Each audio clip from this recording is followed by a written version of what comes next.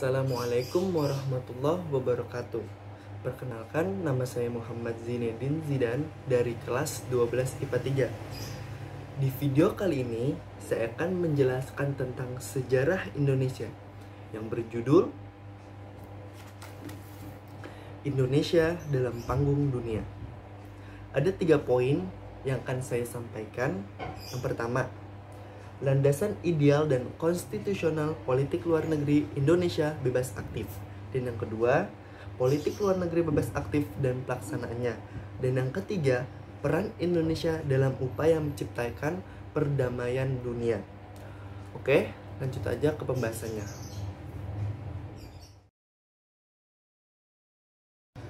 Oke, untuk poin pertama, landasan ideal dan konstitusional politik luar negeri Indonesia bebas aktif. Landasan idealnya adalah Pancasila, yaitu dasar negara kita.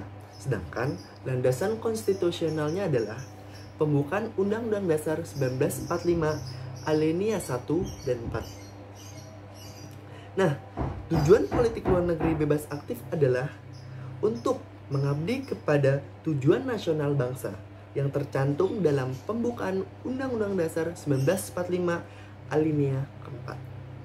Nah, itu aja poin yang pertama.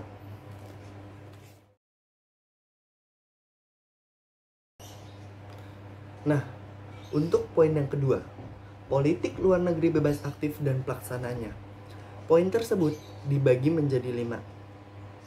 Yang pertama, lahirnya politik luar negeri bebas aktif. Indonesia tidak ingin memihak pada salah satu blok barat atau blok timur. Hal ini karena diutarakan oleh Sultan Syahrir pada pidatonya di New Delhi 23 Maret sampai 2 April 1947. Kemudian pada September 1948, Muhammad Hatta memberi pernyataan kepada Badan KIP tentang kedudukan politik luar negeri Indonesia, yaitu politik bebas aktif. Oke, bagian yang kedua, politik luar negeri masa parlementer. Bertujuan untuk, yang pertama, menentang segala bentuk penjajahan, dan yang kedua, memperoleh pengakuan internasional.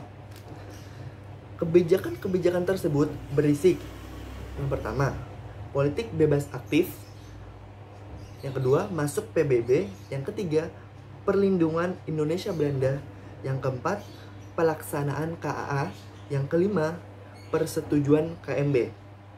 Oke, bagian yang ketiga, politik luar negeri Indonesia masa Soekarno atau demokrasi terpimpin. Bertujuan untuk, yang pertama, mencari pengakuan kemerdekaan, kedua, menunjukkan identitas bangsa, yang ketiga, mencari dukungan Irian Barat. Oke, kebijakan-kebijakan tersebut berisi 1. Condong blok komunis, 2. Poros Jakarta sampai Pelung, 3. Merembut Irian Barat, 4.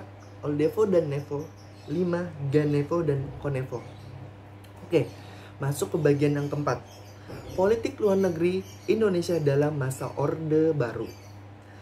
Bertujuan untuk mobilisasi sumber dana atau sumber daya untuk kelancaran. Kedua, rehabilitasi ekonomi dan pembangunan. Kebijakan-kebijakan tersebut berisi 1. Indonesia kembali menjadi anggota PBB pada tanggal 20 September 1966. Kedua, Perjanjian Bangkok pada tanggal 28 Mei sampai 1 Juni 1966. 3. Pemutusan hubungan dengan Cina. Keempat, ikut membentuk ASEAN. Kelima, ikut organisasi OPEC dan APEC. Dan yang kelima, mendapat kepercayaan dari negara-negara berat. Politik luar negeri Indonesia dalam masa Orde Baru ini dipimpin oleh Pak Soeharto. Oke, masuk ke bagian yang kelima, politik luar negeri Indonesia pada era reformasi. Dilatar belakangi karena Asia Afrika takut Amerika dan Uni Soviet. Terus PBB tidak aktif dalam perdamaian dunia. Nah, Kebijakan-kebijakan tersebut berisi tentang yang pertama, pada masa pemerintahan Habibie berhasil menarik simpati dari Dana Moneter Internasional atau IMF dan Bank Dunia untuk mencarikan program bantuan untuk mengatasi krisis ekonomi. Yang kedua, pada masa Abdurrahman Wahid, hubungan Republik Indonesia dengan negara barat mengalami masalah. Maka dari itu harus mengatasi integritas nasional Indonesia. Yang ketiga, pada masa Bu Megawati Soekarno Putri mempertimbangkan peran DPR dan menjunjung wilayah konflik di tanah air. Dan yang kelima, pada masa SBY atau Susilo Bambang Yudhoyono mengubah citra Indonesia dan menarik investasi asing dengan negara lain. Oke, itu saja poin dari politik luar negeri bebas aktif dan pelaksananya. Nah, poin yang ketiga, poin yang terakhir. Peran Indonesia dalam upaya menciptakan perdamaian dunia. Poin tersebut dibagi menjadi 4. Yang pertama, bagian yang pertama, Konferensi Asia Afrika. Berdiri pada tanggal 18 April 1955. Konferensi Asia Afrika bertujuan untuk mempererat solidaritas negara-negara Asia dan Afrika. Kedua, memperbaiki masalah sosial ekonomi dan kebudayaan di Asia dan Afrika. Bagian yang kedua, Organisasi Konferensi Islam. Berdiri pada tanggal 22 September 1969. Organisasi ini bertujuan untuk mengajak pemimpin Islam untuk menghentikan Israel. Bagian yang ketiga, Deklarasi Juanda. Berdiri pada tanggal 13 Desember 1957. Organisasi ini bertujuan untuk menjelaskan laut di Indonesia, termasuk sekitarnya dan kepulauan NKRI. Oke, bagian yang terakhir, bagian keempat, Jakarta Informal Meeting atau disingkat JIM. Berdiri pada tahun 1988.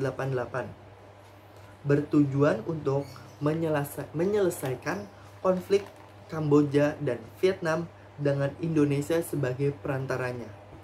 Anggota tersebut yaitu Brunei, Vietnam, Kolombia, Laos, Malaysia, Singapura, Thailand, dan Indonesia.